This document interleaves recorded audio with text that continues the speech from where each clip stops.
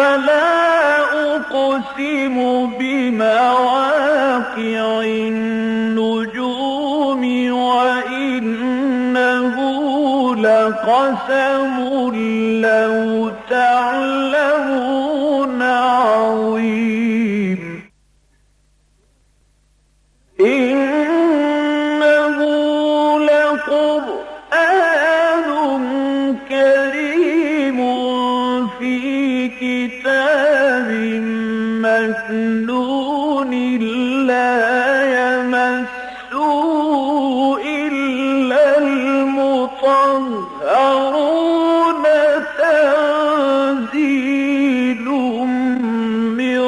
رب العالمين.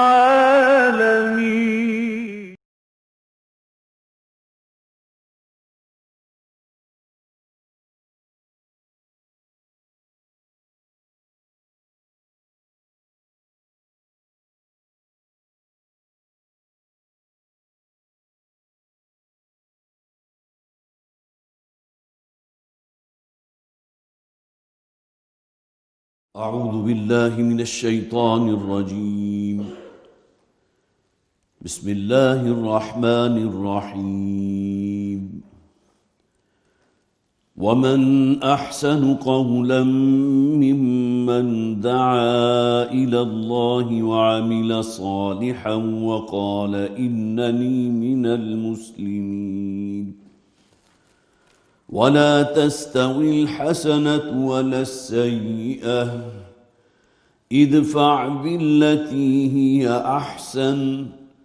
فإذا الذي بينك وبينه عداوة كأنه ولي حميم. وما يلقاها إلا الذين صبروا وما يلقاها إلا ذو حظ عظيم. وإما ينزغنك من الشيطان نزغ فاستعذ بالله إنه هو السميع العليم. ومن آياته الليل والنهار والشمس والقمر لا تسجدوا للشمس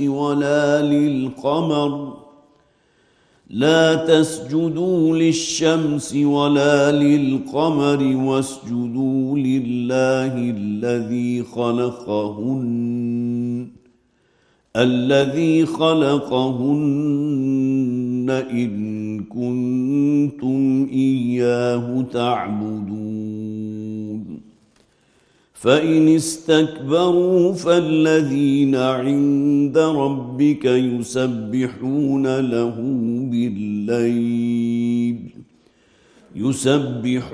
له بالليل والنهار وهم لا يسأمون. ومن آياته أنك ترى الأرض خاشعة فإذا أنزلنا عليها الماء اهتزت وربت إن الذي أحياها لمحيي الموتى إنه على كل شيء قدير. إن الذين يلحدون في آياتنا لا يخفون علينا أفمن يلقى في النار خير أم من يأتي آمنا يوم القيامة اعملوا ما شئتم إنه بما تعملون بصير. إن الذين كفروا بالذكر لما جاءهم وإنه لكتاب عزيز لا يأتيه الباطل من بين يديه ولا من خلفه تنزيل من حكيم حميد. صدق الله العظيم. رب اشرح لي صدري ويسر لي أمري واحلل عقدة من لساني يفقهوا قولي. اللهم ألهمنا رشدنا واعذنا من شرور أنفسنا آمین یا رب العالمین. سورہ حامیم سجدہ کے 5ویں رکوع کی ابتدائی چند آیات ہم نے پڑھی تھی. یہ رکوع اس حوالے سے بہت اہم ہے، جیسا کہ میں نے عرض کیا تھا کہ ہمارے منتخب نصاب کا بہت جامع درس ہے. سورہ حامیم سجدہ کی 7 آیات، آیت نمبر 30 سے لے کر اور آیت نمبر 36 تک. اور اس میں بھی بڑی ایک بہت خوبصورت تقسیم ہے کہ اس میں جو بالکل وسط میں آیت ہے، چوتھی آیت، وَمَنْ أَحْسَنُ قَوْلًا مِّمَّنْ دَعَا إِلَى اللَّهِ وَعَمِلَ صَالِحًا وَقَالَ إِنَّنِي مِنَ الْمُسْلِمِينَ. وہ تو گویا کہ اس مقام کا جو ہے وہ سینٹرل ایکسس ہے، اس کا عمود ہے کہ اس شخص سے بڑھ کر بہتر بات اور کس کی ہو سکتی ہے، وہ شخص کی جو اللہ کی طرف پکار رہا ہو، اللہ کی طرف دعوت دے رہا ہو، اللہ کے کلام کی طرف، خیر کی طرف، بھلائی کی طرف دعوت دینے والا ہوں، اور وہ یہ کہے کہ میں مسلمانوں میں سے ہوں اور نیک اعمال کرنے والا ہوں. 3 آیات اس سے پہلے تھی اور 3 آیات اس کے بعد، گویا کہ کل 7 آیات ہیں جو ہمارے اس منتخب نصاب کا بہت خوبصورت مقام ہے، جس کا آغاز ہوا تھا ان الذین قالوا ربنا اللہ ثم استقاموا. یہ رب کی اصطلاح جو ہے اس کو خاص طور پر نوٹ کیجئے. اللہ تعالیٰ اپنا تعارف کرواتا ہے رب العالمین. سورہ فاتحہ کے جس سے قرآن حکیم کا آغاز ہوا اور جو قرآن حکیم کی عظیم ترین صورت ہے، اور اس کی عظمت پر سب سے بڑی دلیل یہ ہے کہ نماز کی ہر رکعت کا جزو لازمی صورت کو اللہ تعالیٰ نے قرار دیا. نبی اکرم صلی اللہ علیہ وسلم کی حدیث موجود کہ لا صلاۃ لمن لم یقرأ بفاتحۃ الکتاب. تو یہ رب کے لفظ کو خاص طور پر نوٹ کیجئے. سورہ فاتحہ کا آغاز الحمدللہ رب العالمین، کل حمد کل شکر اس اللہ کے لیے ہے جو تمام جہانوں کا رب ہے. اس لیے کہ رب کے مفہوم میں خالق بھی شامل ہے، مالک بھی شامل ہے، حاجت روا بھی شامل ہے، ہماری نشو و نما کرنے والا، ہمارا ارتقاء کرنے والا، ہماری تربیت، یہ جتنے بھی تمام ڈائمنشنز ہیں اس لفظ رب کے اندر موجود ہیں. جیسا کہ آپ حضرات کو وہ دعا یقیناً یاد ہوگی اپنے والدین کے حق میں جو قرآن حکیم میں سورہ بنی اسرائیل کے 3 رکوع میں بیان کیا گیا، وَقُلْ رَبِّ ارْحَمْهُمَا كَمَا رَبَّيَانِي صَغِيرًا. اور آپ کہیے اے پروردگار ان دونوں پر اپنا رحم فرما، میرے والدین، میرے ماں باپ، کما ربیانی صغیرا، جیسا کہ انہوں نے میری پرورش کی تھی، میری نشو و نما کی تھی، میری تربیت کی تھی، میری ہر ضرورت کا احساس انہیں تھا، میری ہر ضرورت انہوں نے پوری کی ہے. تو جو احسانات میرے والدین کے مجھ پر ہیں پروردگار ان پر رحم فرما، انہیں اعلیٰ درجات عطا فرما، ان کے لیے اس دین اور دنیا میں آسانیاں پیدا فرما. رب ارحمہما کما ربیانی صغیرا. تو یہاں بھی اس مقام کا آغاز بھی ان الذین قالوا ربنا اللہ ثم استقاموا، یقیناً وہ لوگ کہ جنہوں نے کہا کہ ہمارا رب اللہ ہے اور اس کے بعد اس پر جم گئے. میں نے عرض کیا تھا یہ استقامت جو ہے اس کے اندر اصل قیامت مضمر ہے کہ اللہ کو اپنا رب کہہ دینا یا مان لینا یا تسلیم کرنا ایک ڈائمنشن ہے، لیکن اس پر جازم ہو جانا، اس پر ڈٹ جانا. اب دنیا کی کوئی بھی ٹیمپٹیشن کہہ لیجئے، کوئی تشدد کہہ لیجئے، کسی قسم کی پرسیکیوشن پھر آپ کو اپنے اس قول سے پیچھے نہ ہٹا سکے. صحابہ کرام کی زندگیوں کا اگر آپ جائزہ لیں گے، نبی اکرم صلی اللہ علیہ وسلم پر جو حضرات بالکل اولین دور میں ایمان لے کر آئے، مکی دور میں، تو شدید ترین پرسیکیوشن کے باوجود وہ قائم رہے ہیں. دیکھتے ہوئے انگاروں پر بھی لٹا دیا گیا، تب بھی وہ حضرت بلال کی زبان سے احد احد کے الفاظ ہی نکلتے رہے، خواہ انہیں جو ہے وہ توے کی طرح تپتی ہوئی زمین تھی اس پر اوندھے منہ لٹا کر، اور پیچھے پشت پر ایک بہت بھاری پتھر بھی رکھ دیا گیا، لیکن احد احد وہ بات، وہ قول و قرار کی جو ان کا اور ان کے رب کے مابین ہوا تھا اس سے کہیں پیچھے نہیں ہٹے. نحن اولیاؤکم فی الحیات الدنیا، صرف ترجمانی کر رہا ہوں اس لیے کہ آیات ہم پڑھ چکے. یہاں نحن کا صیغہ دونوں ہی طرف ہے، اللہ کی طرف بھی ہو سکتا ہے، فرشتوں کی طرف بھی، اس لیے کہ اللہ تعالیٰ پھر ایسے لوگوں کے اوپر جنہوں نے اپنے رب کو، اللہ کو اپنا رب قرار دیا اور اس کے بعد پھر ثابت قدم ہو گئے، وہ حدیث بھی یاد ہوگا آپ کو، میں نے آپ کو سنائی تھی کہ ایک صحابی حضور کی خدمت میں حاضر ہوئے، مسلم میں موجود ہے کتاب الایمان میں، اور آ کر حضور سے انہوں نے کہا کہ اے اللہ کے نبی، مجھے تو صرف ایک کلمہ ایسا بتا دیجئے کہ جس کو میں اختیار کر لوں، جس پر عمل پیرا ہو جاؤں تو میری نجات ہو جائے، وہی میرے لیے کفایت کرے۔ تو حضور نے فرمایا کہ قل آمنت باللہ ثم استقم، تم کہو کہ میں ایمان لایا اللہ پر، اور اس کے بعد اس پر ثابت قدم ہو جاؤ، اس پر ڈٹ جاؤ۔ اب گویا کہ وہی بات کہ کوئی طاقت تمہیں اس سے پیچھے نہ ہٹا سکے۔ اور ایک اور حدیث میں ہے، اس میں ایک اور صحابی نے حضور سے یہی سوال کیا تو آپ نے یہی جواب ارشاد فرمایا۔ انہوں نے آگے دوسرا سوال یہ کیا کہ مجھے صرف ایک چیز ایسی بتا دیجئے کہ جس کی خرابی سے اگر میں اپنے آپ کو بچا لوں، جس عمل سے میں اپنے آپ کو بچا لوں تو وہ میرے لیے کفایت کرے، جہنم سے میں بچ جاؤں۔ تو حضور نے اپنی زبان کی طرف اشارہ فرمایا، یہ زبان ہے جس کو قابو میں رکھو۔ وہ ہے کہ انسان کے جو بین الانسانی جو معاملات ہوتے ہیں دو انسانوں کے مابین، یہاں انسان جو ہے وہ ایک اجتماعی اس کی زندگی بسر کرتا ہے تو تعلقات ہوتے ہیں، اس میں زبان کا جو کردار ہے، کوئی جھوٹ بولنا ہے، کوئی غیبتیں کرنا ہے، کسی کا استہزاء کرنا ہے، مذاق اڑانا ہے، تہمت لگا دینا ہے، کسی کو طعنہ دے دینا ہے، کسی کا تمسخر کر دینا ہے، یہ تمام چیزیں زبان کے ذریعے ہو رہے ہیں۔ تو اس حدیث میں گویا کہ حضور نے ایک طرف یہ بھی کہا کہ قل آمنت باللہ ثم استقم، اور دوسری طرف جب ان صحابی نے یہ سوال کیا کہ کوئی ایسی شے بتا دیجئے کہ جس سے میں اپنے آپ کو محفوظ کر لوں، تو پھر جس سے میں بچ جاؤں تو اللہ تعالیٰ کے ہاں میری نجات ہو جائے، تو حضور نے فرمایا زبان کی خرابیوں سے بچو۔ حضور کے ایک حدیث میں یہ الفاظ بھی تو موجود ہیں نا کہ انسان کو جہنم میں دھکیلنے والی سب سے بڑی شے حدائق السنتکم، یہ تمہاری زبانوں کی کھیتیاں ہیں کہ جن کے جو اثرات ہوتے ہیں وہ تمہیں جہنم تک پہنچا دیتے ہیں۔ اور اس کے بعد پھر وہ مرکزی آیت تھی وَمَنْ أَحْسَنُ قَوْلًا مِّمَّنْ دَعَا إِلَى اللَّهِ وَعَمِلَ صَالِحًا وَقَالَ إِنَّنِي مِنَ الْمُسْلِمِينَ۔ اس شخص سے بڑھ کر بہتر بات کس کی ہو سکتی ہے جو اللہ کی طرف بلانے والا ہو اور نیک اعمال کرنے والا، اور وہ کہے کہ میں مسلمانوں میں سے ہوں، وہ کوئی دوسروں سے بڑھیا نہیں ہوں،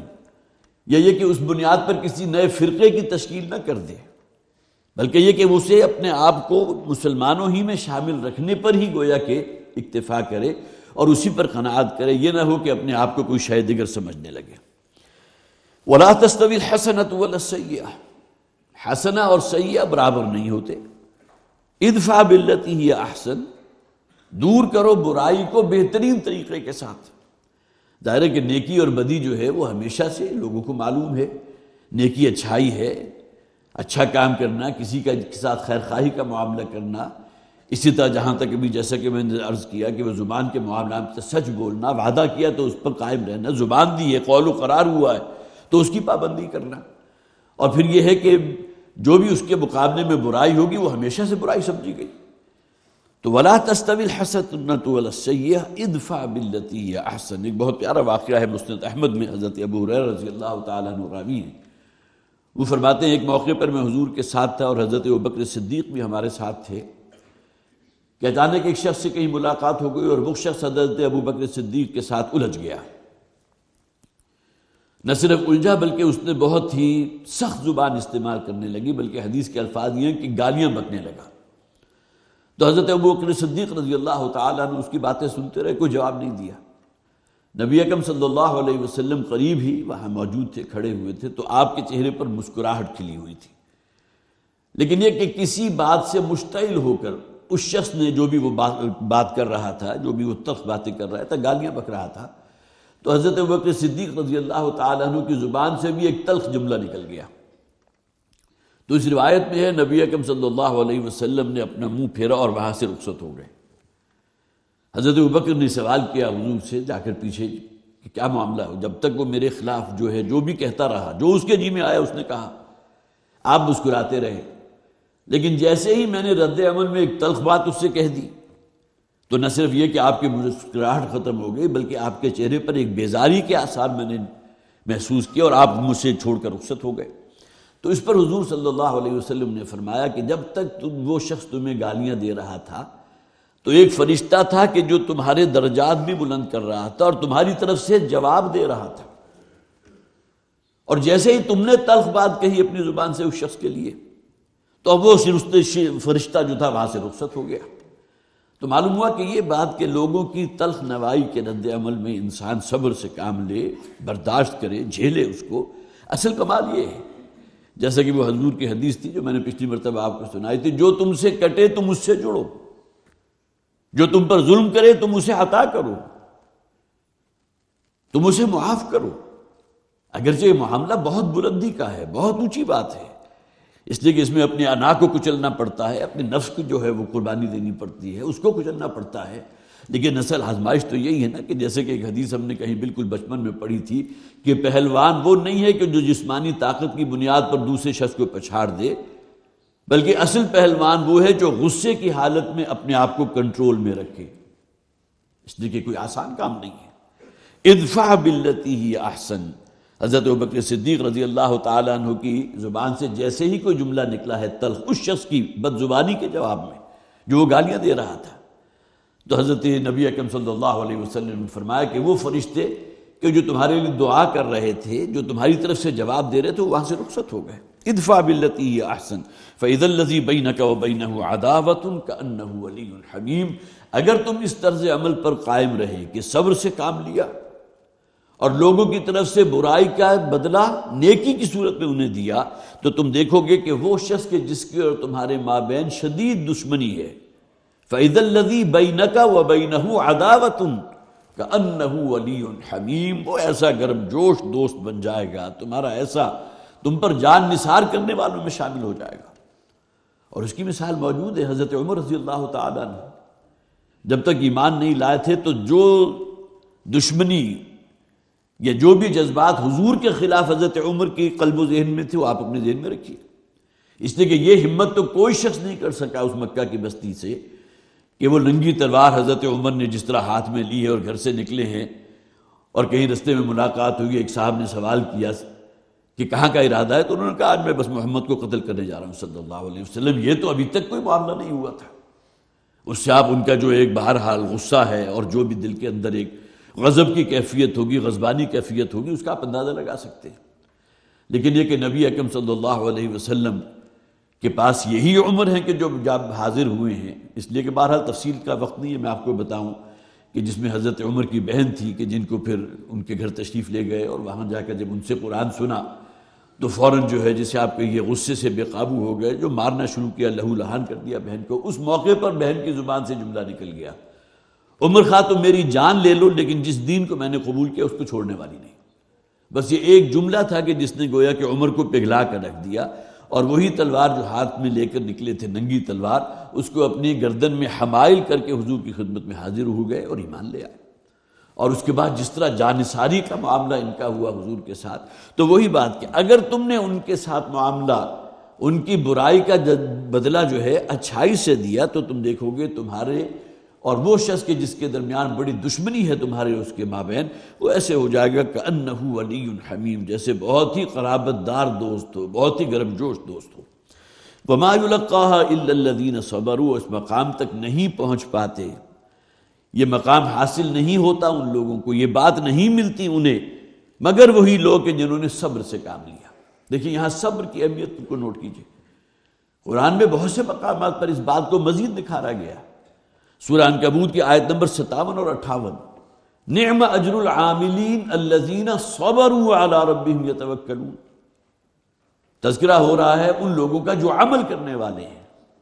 اور عمل کرنے میں جو سب سے جسے آپ کے یہ سر فہرست جو ان کی بات ہے، حالانکہ صبر جو ہے وہ کوئی عمل کا نام نہیں ہے، وہ برداشت کر رہے ہیں، آپ جھیل رہے ہیں، وہ ایک کیفیت کا نام ہے۔ لیکن یہ کہ یہاں کیا کہا گیا، نعم اجر العاملین، بہت ہی عمدہ اجر ہے جو اللہ تعالی عمل کرنے والوں کو عطا فرمائے گا، الذین صبروا علی ربہم یتوکلون، جنہوں نے صبر سے کام لیا، جو جازم رہے، جو صبر پر ثابت قدمی کے ساتھ ڈٹے رہے، الذین صبروا وعلی ربہم یتوکلون، اور انہوں نے اپنے رب کے اوپر توکل کیا۔ تو یہاں بھی دیکھیے صبر کو ہائی لائٹ کیا گیا۔ اسی طرح سورہ فرقان جو ہمارے منتخب نصاب بہت اہم درس ہے، جس طرح یہ مقام ہے، وہاں فرمایا گیا اولئک یجزون الغرفۃ بما صبروا، یہ غرفات اور بالا خانے اللہ تعالیٰ جنت میں عطا فرمائے گا اہل جنت کو، اہل تقویٰ کو، اپنی فرما برداری اختیار کرنے والوں کو، تو اصل میں جزا ہوگی ان کے صبر کی۔ اولئک یجزون الغرفۃ بما صبروا ویلقون فیہا تحیۃ وسلاما، اور فرشتے ہر طرف سے ان کے لیے تہنیت اور مبارکباد اور سلامتی کے الفاظ کے ساتھ انہیں خوش آمدید کہہ رہے ہوں گے۔ تو وما یلقاہا الا الذین صبروا، نہیں پہنچ پاتے اس مقام تک مگر وہی لوگ جو صبر سے کام لینے والے ہیں۔ وما یلقاہا الا ذو حظ عظیم، اور نہیں پہنچ پاتے اس مقام بلند تک، اس بڑے نصیبے والے مقام تک صرف وہی لوگ جو بڑے خوش قسمت ہیں، بڑے نصیبے والے لوگ ہیں۔ اب یہاں اصل میں جس مقام کا ذکر ہو رہا ہے اس کو نوٹ کیجئے، پھر دوبارہ ریورٹ بیک کیجئے۔ وَمَنْ أَحْسَنُ قَوْلًا مِّمَّنْ دَعَا إِلَى اللَّهِ وَعَمِلَ صَالِحًا، وہ دعوت کا کام، اللہ کی طرف، اللہ کی کتاب کی طرف بلانا، لوگوں کو راغب کرنا، اس کے لیے محنت کرنا، اپنے اوقات صرف کرنا، اپنا سرمایہ لگانا۔ وَمَا يُلَقَّاهَا إِلَّا الَّذِينَ صَبَرُوا وَمَا يُلَقَّاهَا إِلَّا ذُو حَظٍّ عَظِيمٍ، یہ بہت بلندی والا مقام ہے، بڑے نصیبوں والوں کی پہنچ اور ان کی قسمت ہے۔ وَإِمَّا يَنزَغَنَّكَ مِنَ الشَّيْطَانِ نَزْغٌ فَاسْتَعِذْ بِاللَّهِ، اور اگر تمہیں شیطان کی طرف سے کوئی چرکا لگ ہی جائے، یہاں ترجمہ میں نے کیا مخاطب کے اعتبار سے، اگرچہ یہاں واحد کا صیغہ ہے، لہذا جسے آپ کہیں گے کہ تعویل خاص کے اعتبار سے ترجمہ یہی ہوگا، اے نبی صلی اللہ علیہ وسلم اگر آپ کو شیطان کی چوک کا کوئی اندیشہ ہو، شیطان تو ہر شخص کے ساتھ ہے نا۔ جب نبی اکرم صلی اللہ علیہ وسلم نے یہ فرما دیا کہ انسان کے اندر شیطان اس طرح گردش کرتا ہے جس طرح خون تمہارے جسم میں گردش کرتا ہے، اور اسی طرح حضور نے فرمایا ہر انسان کے ساتھ اللہ تعالیٰ نے ایک شیطان لگا دیا، وہ شیطان جو ہے اس کی نفسانی خواہشات کی شکل میں بھی موجود ہے۔ تو ایک صحابی نے جب حضور سے یہ سوال کیا کہ حضور آپ کے ساتھ بھی کوئی ایسا معاملہ ہے، تو حضور نے کہا ہاں، لیکن میں نے اس شیطان کو مسلمان کر لیا ہے، گویا کہ اس کا مجھ پر غلبہ نہیں ہے۔ ہمارے اوپر تو شیطان غالب ہو جاتا ہے، ہم تو اس کے بہکاوے میں آ جاتے ہیں۔ الذی یوسوس فی صدور الناس من الجنۃ والناس، انسانوں میں بھی وہ شیطان صفت لوگ ہوتے ہیں کہ جو انسان کو متاثر کرتے ہیں، ان کے حواس پر پوری طرح مسلط ہو جاتے ہیں، ان کے اپنے ہیپنوٹائز کر لیتے ہیں۔ اور شیاطین جنات جو ہیں وہ تو بہرحال انہوں نے تو اختیار ہے ہی، وہ تو وسوسہ اندازی بھی کریں گے، سب کچھ ہوگا۔ تو اے نبی اگر کہیں چوک کا اندیشہ ہو، ترجمہ میں کر رہا ہوں، لیکن یہ کہ قرآن حکیم تو میرے اور آپ کے لیے ہدایت ہے نا،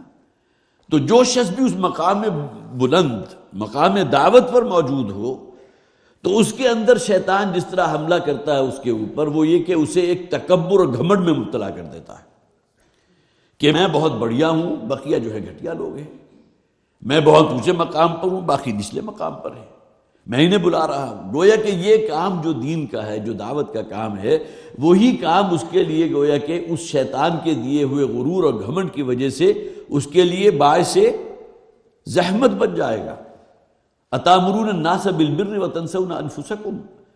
کیا تم لوگوں کو تلقین کرتے ہو نیکی کی، ہدایت کی، لوگوں کو بلاتے ہو ہدایت کی طرف، اچھی باتوں کی طرف، اپنے آپ کو بھول جاتے ہو؟ یہ بھی تو شیطان کا معاملہ ہے نا، اسی کا تسلط ہے، اسی کا غلبہ ہے کہ عمل کے میدان میں انسان پیچھے رہ جائے، لیکن یہ کہ اللہ تعالیٰ نے یہ زبان دی ہے اس کو استعمال کر لیجئے، وعظ و نصیحت کے لیے بھی، تقاریر کے لیے بھی، لوگوں کو بلانے کے لیے، خواہ قرآن کی طرف بلانے کا معاملہ ہو، خواہ دین کی طرف یا خیر یا ہدایت کی طرف بلانے کا معاملہ ہو۔ تو اس حوالے سے حد درجے محتاط طرز عمل ہو کہ انسان کے اندر کہیں کوئی گھمنڈ اور تکبر پیدا نہ ہو جائے، اس کے اندر تواضع ہونی چاہیے، انکساری ہونی چاہیے۔ نبی اکرم صلی اللہ علیہ وسلم کا معاملہ یہ ہے کہ اگر کوئی شخص ملاقات کے لیے آتا تھا تو حضور ہمتاً اس کی طرف متوجہ ہو جاتے تھے۔ یہ نہیں ہے کہ جس طرح کہ مسافہ کیا اور آپ جو ہے گفتگو کہیں اور کر رہے ہوں، جس طرح ہمارا عام طور پر طرز عمل ہوتا ہے، اور جو شخص آپ سے ملاقات ہے اس نے السلام علیکم ورحمۃ اللہ کہا یا السلام علیکم کہا، اسے جواب بھی نہیں دیا، آپ نے اپنی گفتگو جاری رکھی، صرف سمبل کے طور پر ہاتھ آگے بڑھا کر اس سے ہاتھ ملا لیا۔ یہ نہیں، بلکہ یہ کہ بہرحال اس میں معاملہ اس طرح کا ہونا چاہیے، یہ تواضع اور انکساری ہی کا معاملہ ہے نا۔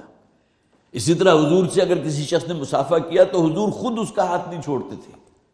جب تک کہ وہ شخص جو ہے خود ہی گویا کہ اپنا ہاتھ چھوڑوا لے یا خود پیچھے ہٹ جائے، حضور اس میں کوئی پہل نہیں کیا کرتے تھے۔ تو یہ تواضع اور انکساری اس آیت میں بھی موجود تھی، وَمَنْ أَحْسَنُ قَوْلًا مِّمَّنْ دَعَا إِلَى اللَّهِ وَعَمِلَ صَالِحًا وَقَالَ إِنَّنِي مِنَ الْمُسْلِمِينَ، میں عام مسلمانوں میں سے ہوں، میرے اندر کوئی سرخاب کا پر جو ہے وہ پیدا نہیں ہو گیا کہ میں ان سے بڑھیا ہو گیا، بلکہ وہ تواضع اور انکساری ہی کا یہ انداز ہے۔ اور یہی بات یہاں بھی کہی گئی کہ وَإِمَّا يَنزَغَنَّكَ مِنَ الشَّيْطَانِ نَزْغٌ فَاسْتَعِذْ بِاللَّهِ، اگر کہیں اے مخاطب تمہارے اندر کوئی شیطان کی طرف سے کسی چوک لگنے کا اندیشہ ہو تو فوراً اللہ کی پناہ میں آ جاؤ۔ اعوذ باللہ من الشیطان الرجیم، یہ تو وہ جملہ ہے نا جو کون شخص ہوئے جسے یاد نہ ہو۔ اگر کہیں شیطانی وسوسے انسان کے اندر جو ہے وہ کچھ اسے اکسا رہے ہیں تو سب سے پہلے تو اللہ تعالیٰ کی پناہ حاصل کرنی چاہیے، جسے ہم تعوذ کہتے ہیں۔ اور یہ معوذتین، دو صورتیں جو ہے تعوذ کی تمام ڈائمنشن اس کے اندر جو ہے کور کر لی گئی۔ قل اعوذ برب الفلق، قل اعوذ برب الناس، فاستعذ باللہ انہ هو السمیع العلیم، یقیناً وہ سب کچھ سننے والا اور ہر شے کا علم رکھنے والا ہے۔ ومن آیاتہ اللیل والنہار والشمس والقمر۔ اب دیکھیے مکی صورتوں کا یہ انداز جو ہے، جیسا کہ میں نے پہلے بھی بارہا عرض کیا کہ یہ اللہ تعالیٰ کی جو خلاقیت کے مختلف مظاہر ہیں اس کا ذکر ہوتا ہے۔ اسی کی نشانیوں میں سے ہے یہ رات کا آ جانا، رات کی ظلمتیں، رات میں تم سکون حاصل کرتے ہو، اپنی کھوئی ہوئی توانائی جو ہے ریگین کرتے ہو۔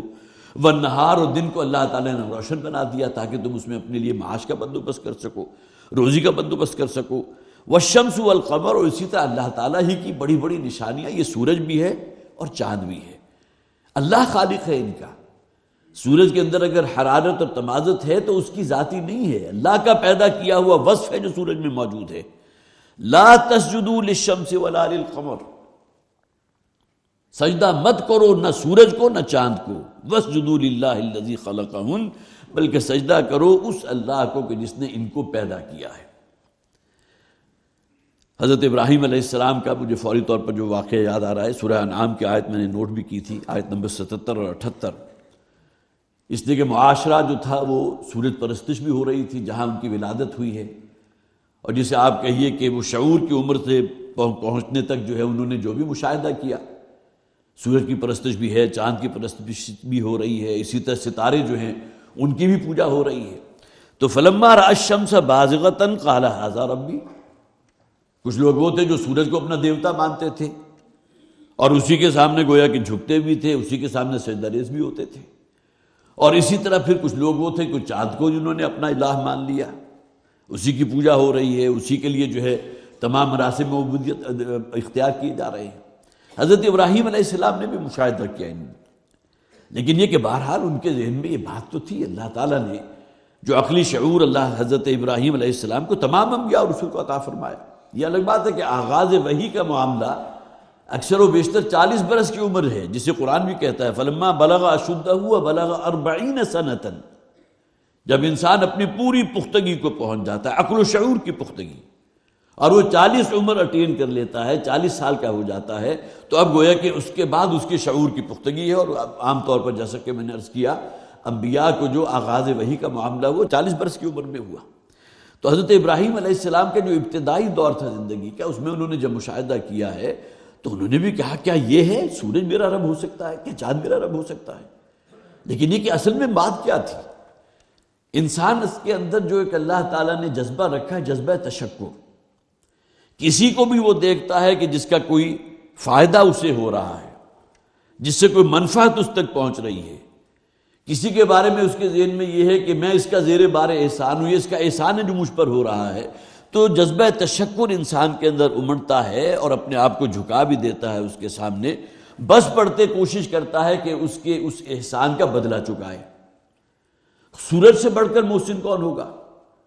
اور پھر سورج کے اندر جو آگ ہے جسے آپ کہیے کہ سورج دیوتا جو انہوں نے بنا دیا، اس لیے کہ وہ بہرحال سمجھتے تھے کہ سورج کے اندر بڑی غضبانی کیفیت بھی ہے، جلا کر راکھ کر سکتا ہے، اور اس رعب میں آ کر ان کے اندر جو جذبات پیدا ہوئے تشکر کے، تو لہٰذا انہوں نے سورج کو اپنا دیوتا قرار دے دیا، سورج کے سامنے گردن جھکا دی، اس کو سجدہ کرنے لگے۔ یہی معاملہ اور سی بہت سی، یہ آگ دیوتا بھی جو ہے وجود میں آ گیا، اس لیے کہ آگ ہے کہ جو انسان کی بہت بگڑی ہوئی کو سنوار دیتی ہے،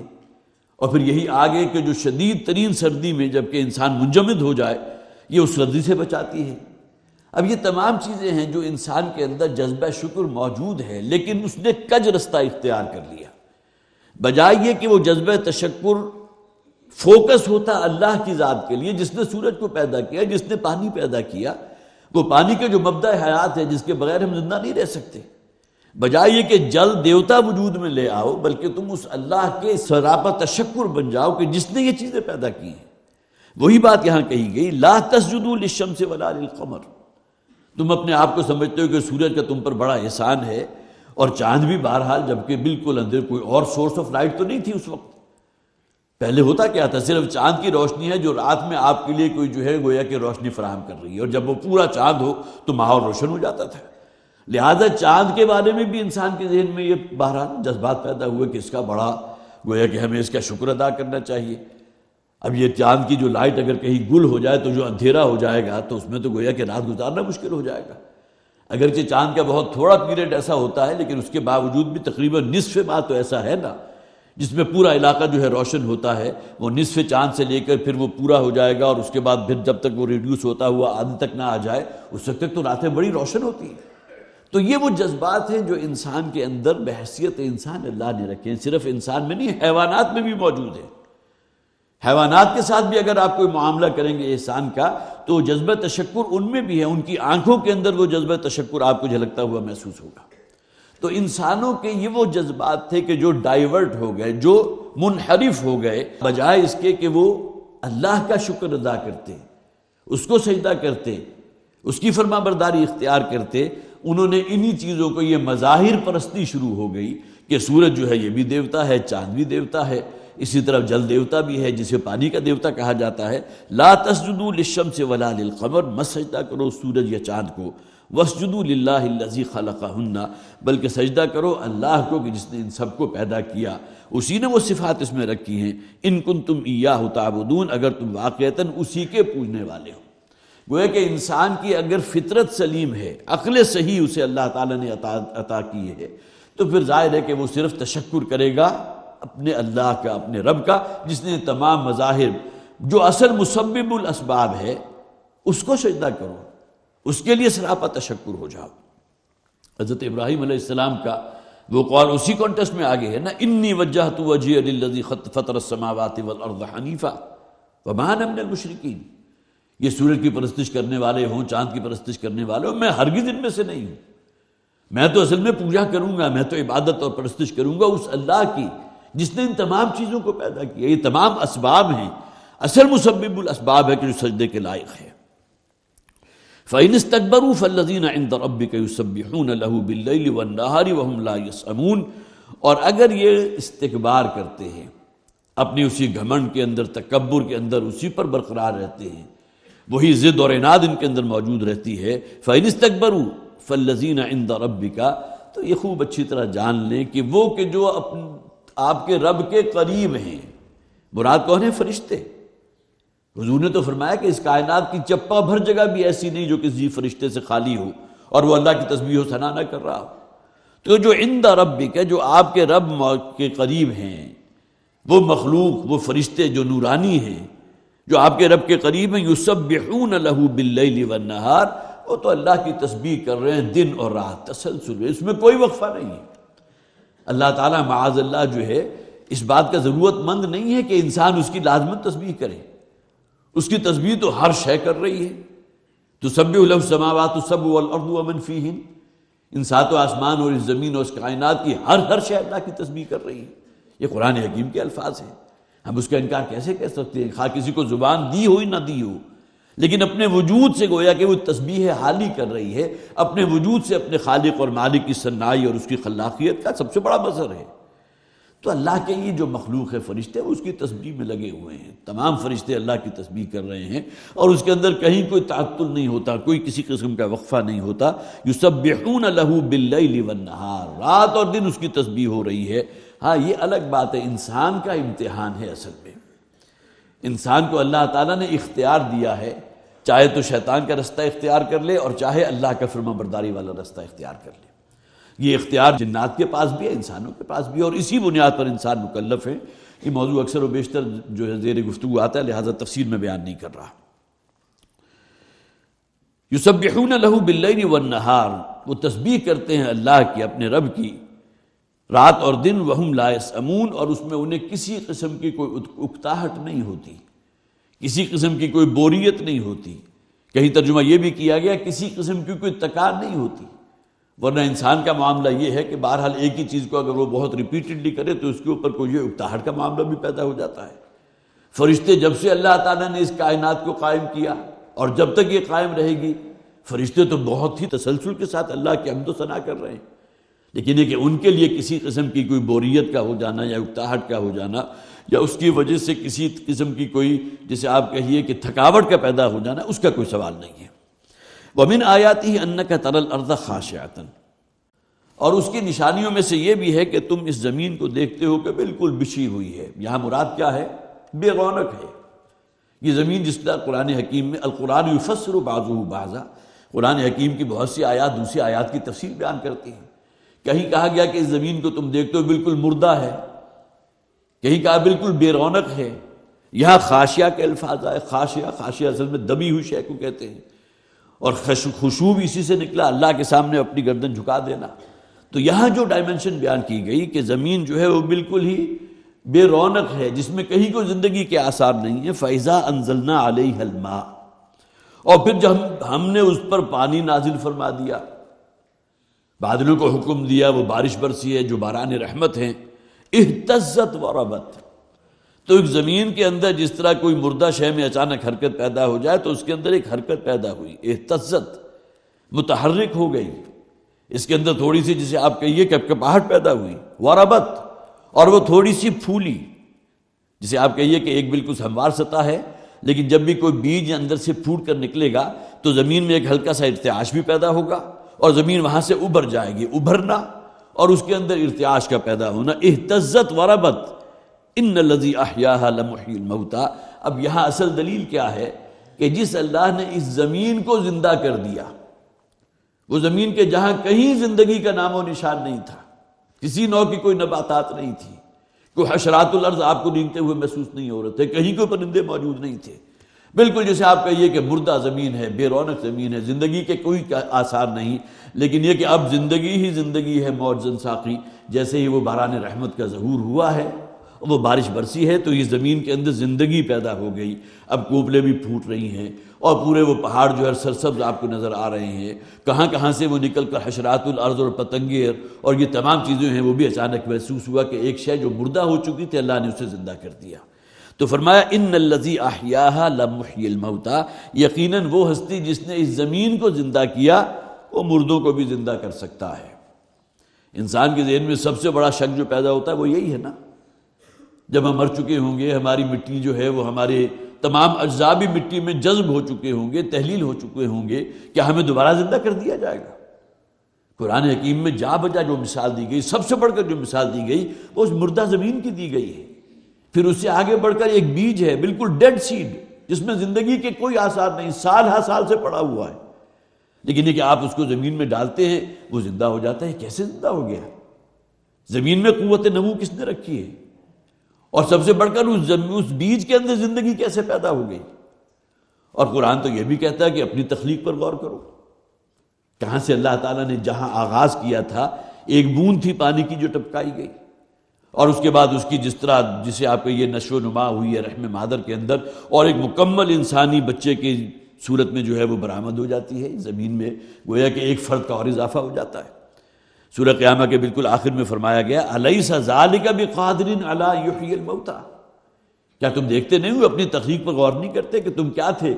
اور اللہ نے تمہیں ایک مکمل انسان کی شکل میں تبدیل کر دیا، وہ انسان جو خود مدعی بن گیا انا ربکم الاعلی، میں ہوں تمہارا رب اعلیٰ، اللہ کا مد مقابل بن کر کھڑا ہو گیا، اپنے رب اور خالق اور مالک کے احکامات پاؤں تلے روندنے لگا۔ آغاز اس کا کیا تھا؟ الیس ذالک بقادر علی ان یحیی الموتى، تو کیا وہ ہستی قادر نہیں ہے جس نے تمہیں پانی کی ایک بوند سے مکمل انسان کی شکل میں تبدیل کر دیا کہ وہ مردہ کو زندہ کر دے؟ وہی بات یہاں بیان کی گئی ان الذی احیاها لمحیی الموتى، یقیناً وہ اللہ کے جس نے زمین کو زندہ کیا وہ مردوں کو بھی زندہ کر دے گا۔ انہ علی کل شیء قدیر، وہ ہستی تو ہر شے کی قدرت رکھتی ہے، جو مردہ کو زندہ کر دے اس سے بڑا کمال اور کیا ہوگا؟ حضرت عیسیٰ علیہ السلام کو بھی جو اسی معجزات دیے گئے تھے، جس میں جو کوڑی ہوتا تھا اس کے ہاتھ کے جسم پر اپنا ہاتھ پھیرتے تھے اور وہ بالکل صحت مند ہو جاتا تھا، ایک بالکل پیدائشی اندھا ہے جس کے اندر قوت بصارت موجود ہی نہیں، حضرت عیسیٰ اس کی آنکھوں کے اوپر ہاتھ پھیرتے تھے وہ دیکھنے والا بن جاتا تھا، اور اس میں سب سے ٹاپ پر کیا تھا؟ قم باذن اللہ، حضرت عیسیٰ کہتے تھے اللہ کے حکم سے، میرے پاس کوئی اختیار نہیں ہے، میں اپنے اختیار کے بل بوتے پر تمہیں زندگی نہیں دے رہا، بلکہ زندگی دینے والی ذات اللہ ہے۔ قم باذن اللہ، اللہ کے حکم سے کھڑے ہو جاؤ، زندہ ہو گیا۔ تو یہ جو معاملات ہیں جس میں سب سے بڑھ کر اگر کوئی ہو سکتا ہے تو مردہ کو زندہ کرنا۔ لمحیی الموتى ان اللہ علی کل شیء قدیر، یقیناً وہ ہر شے کی قدرت رکھتا ہے۔ ان الذین یلحدون فی آیاتنا لا یخفون علینا، یقیناً وہ لوگ جو ہماری آیات میں کجی اختیار کرتے ہیں، کجروی اختیار کرتے ہیں۔ الحاد کا لفظ آیا، اس کا مادہ ہے لام ہا اور دا، لحد۔ اب تو وہ لحد جو ہے اس سے عام طور پر لوگ زیادہ متعارف نہیں ہیں، لیکن بہرحال یہ جو قبر بنتی ہے انسان کی، پہلے لحد کی شکل میں ہوتی تھی، جس میں آپ نے پہلے زمین کو کھودا اور اس کے بعد بغلی قبر ہوتی تھی کہ جس میں ایک تھوڑا سا رستہ ہوتا تھا اور سائیڈ کے اوپر وہ جگہ ہوتی تھی جہاں اس مردے کو، اس میت کو جو ہے وہ لٹایا جاتا تھا، اسے لحد کہتے ہیں۔ گویا کہ سیدھی راہ سے ہٹی ہوئی ایک شے، تو الحاد بھی اسی سے بنا۔ اگرچہ الحاد کا عام طور پر ترجمہ یا مفہوم یہی بیان کیا جاتا ہے جو اللہ کا انکار کرنے والے ہیں، جو کسی خالق اور مالک کے قائل ہی نہیں، وہ الحاد ہے۔ انہوں نے گویا کہ اس توحید کو چھوڑ دیا اور کجروی کی بھی آخری سطح تک پہنچ گئے۔ تو ان الذین یلحدون فی آیاتنا، یقیناً وہ لوگ جو ہماری آیات میں کجروی اختیار کرنے والے ہیں، کجی اختیار کرنے والے ہیں۔ اور اس سے پہلے بھی میں نے عرض کیا تھا قرآن حکیم میں آیات محکمات تو وہ ہیں نا جو بہت راسخ ہیں، لیکن جہاں تک آیات متشابہات کا معاملہ ہے اس کے بارے میں قرآن خود کہتا ہے لوگ اس سے جو شے اخذ کر لیتے ہیں، ان لوگوں کے جن کے دلوں کے اندر کوئی روگ ہوتا ہے، فَأَمَّا الَّذِينَ فِي قُلُوبِهِمْ زَيْغٌ فَيَتَّبِعُونَ مَا تَشَابَهَ مِنْهُ ابْتِغَاءَ الْفِتْنَةِ، تو وہ اتباع کرتے ہیں، وہ فوکس کرتے ہیں ان آیات قرآنیہ کو کہ جس کے اندر کوئی تشابہ موجود ہے اور وہاں سے جو ہے وہ فتنے برآمد کرتے ہیں۔ قرآن حکیم ہدایت بھی ہے، یضل بہ کثیرا ویہدی بہ کثیرا۔ اس قرآن حکیم کے ذریعے اللہ تعالیٰ کتنوں کو ہدایت سے نوازتا ہے، کتنوں کو ہدایت عطا فرماتا ہے، اور کتنے ہی ایسے ہیں جو اسی قرآن کے ذریعے گمراہ بھی ہو جاتے ہیں۔ جب انسان جو ہے ان وادیوں کے اندر نکل جائے جو الحاد وادی، جو کج رستے ہیں، تو ظاہر ہے کہ پھر اس کا اینڈ تو گمراہی ہوگی، وہ تو کجی اختیار کرے گا۔ ان الذین یلحدون فی آیاتنا، جو ہماری آیات میں کجی اختیار کرتے ہیں، اس کے جو ہے نئے معنی پہنا دیتے ہیں۔ اسی طرح سیاق و سباق سے بالکل کاٹ کر کسی شے کو سامنے رکھ دینا، یہ شیوا رہا ہے خاص طور پر بنی اسرائیل کے جو علماء تھے ان کا۔ یحرفون الکلم عن مواضعہ، جو بات کہی گئی ہے اس کو اصل موقع سے ہٹا کر گویا کہ سیاق کو بھی الگ کیا، سباق کو بھی الگ کیا، سیاق و سباق سے الگ کر کے نیا مفہوم بنیاد کر دیا۔ اب اس کی مثال عام طور پر جو دی جاتی ہے، آپ اسے بہت واقف ہوں، لا تقربوا الصلاۃ۔ اب اگر صرف اسی حصے کا آپ ترجمہ کریں گے کہ نماز کے قریب نہ پھٹکو، لیکن جب تک اگلے حصے کو آپ نہیں ملائیں گے، وہ انتم سکارا، جب تک شراب کی حرمت کا حکم نہیں آیا تھا تو لوگ یہ اہتمام کر لیا کرتے تھے کہ ابھی کوئی اثرات اس کے خمار کے باقی ہیں، لیکن یہ کہ نماز چونکہ فرض ہو چکی ہے لہذا نماز کی نیت باندھ لی۔ یہ آیت خاص اس موقع کے لیے نازل ہوئی تھی کہ وَلَا تَقْرَبُوا الصَّلَاةَ وَأَنْتُمْ سُكَارَىٰ۔ اب کوئی شخص انتم سکارا کو تو نکال دے اور لا تقربوا الصلاۃ کہہ دے اور یہ کہہ دے کہ یہاں دیکھیے قرآن نے حکم دے دیا کہ نماز سے قریب نہ پھٹکو۔ تو سیاق و سباق سے کسی شے کو بالکل الگ کر کے نئے معانی اور مفاہیم برآمد کر لینا، یہ ہے اصل میں کجی۔ ان الذین یلحدون فی آیاتنا لا یخفون علینا، وہ یہ بات جان لیں کہ وہ ہماری نگاہوں سے پوشیدہ نہیں ہیں، وہ ہماری نگاہوں میں ہیں، ہماری پکڑ سے بچ کر کہیں نہیں جا سکتے۔ اتنی بڑی جسارت کہ اللہ کی آیات کے اندر جو ہے وہ انحراف کر دیں۔ یحرفون الکلم عن مواضعہ، قرآن حکیم کی تو چونکہ اللہ تعالیٰ نے حفاظت کا ذمہ لیا ہے، وہ انشاءاللہ اگلی مرتبہ وہ اگلی ہی آیات کے اندر وہ موضوع بھی زیر بحث آئے گا، لیکن یہ کہ بہرحال پہلی کتابیں جو اللہ تعالیٰ نے نازل فرمائیں تو اس کی حفاظت کا ذمہ تو اللہ نے نہیں لیا، لہذا ان لوگوں کو کھلی آزادی تھی، فتویٰ فروشی بھی ہو رہی ہے، سیاق و سباق سے کاٹ کر بات کی جا رہی ہے، اور پھر آیات کو کھرج کر جو ہے وہ تورات سے نکال بھی دیا گیا، صرف من پسند قسم کی چیزیں اس میں باقی رکھی گئی، اور جہاں کوئی سخت بات ہے اس کو وہاں سے نکال دیا گیا۔ یہ تمام چیزیں آئیں گی۔ ان الذین یلحدون فی آیاتنا لا یخفون علینا، وہ ہم سے چھپے ہوئے نہیں ہیں، وہ ہماری نگاہ میں ہیں، ہم انہیں دیکھ رہے ہیں، ان کا ایک ایک عمل جو ہے ہماری نگاہ میں ہے۔ افمن یلقی فی النار،